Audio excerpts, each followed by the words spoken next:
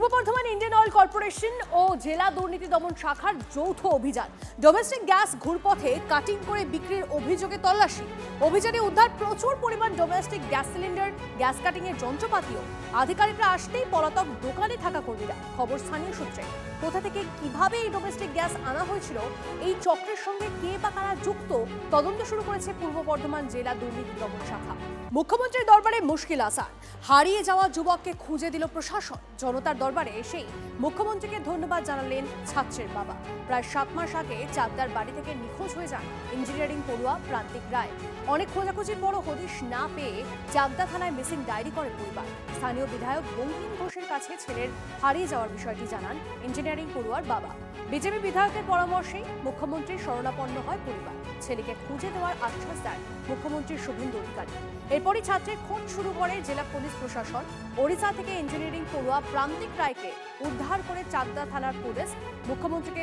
মুখ্যমন্ত্রীর উদ্যোগে ছেলেকে খুঁজে পাওয়ায় খুশি পরিবার। চাকদার এমএলএ বঙ্কিমচন্দ্র ঘোষ মহাশয় আমাদেরকে এই জনতার দরবারে পাঠান। জনতার দরবারের কর্মী মাননীয় কল্যাণ নন্দী, এনার সহযোগিতায় আমরা মুখ্যমন্ত্রীর সঙ্গে সাক্ষাৎকারের সুযোগ পাই। মুখ্যমন্ত্রী আমাকে 7 দিনের সময় দিয়েছিলেন।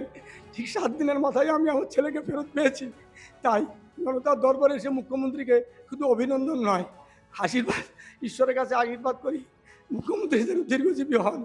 তিনি যেন এইভাবে জনতার দরবারে আমাদের মতো সাধারণ গরিব মানুষের উপকার করতে পারেন।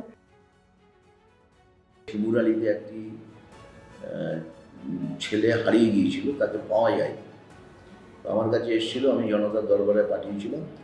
জনতার দরবার থেকে আবার আমাকে ওখানে পাঠানো হয়, আর ডিটেলস দিয়ে তারপর সেটা ওখানে যায়। সেই 7 মাস পর আমাদের শিমুরালির একটি ছেলেকে উড়িষ্যা থেকে একটা বাড়ি থেকে উদ্ধার করা হয়। সে মহিলা সেদিন আমায় ফোন করে অভিনন্দন জানান, ধন্যবাদ জানালেন যে আমরা খুব উৎকণ্ঠায় ছিলাম, আপনি যেটা করলেন অভিনন্দন। এই জনতার দরবারে হওয়ার মধ্যে দিয়ে প্রচুর মানুষ তাদের যে জটিল সমস্যাগুলো ছিল, জমি সংক্রান্ত নিরুদ্দেশ ইত্যাদি ইত্যাদি যেগুলো ছিল, এগুলোকে খুব দ্রুততার সাথে নিষ্পত্তি করা হচ্ছে।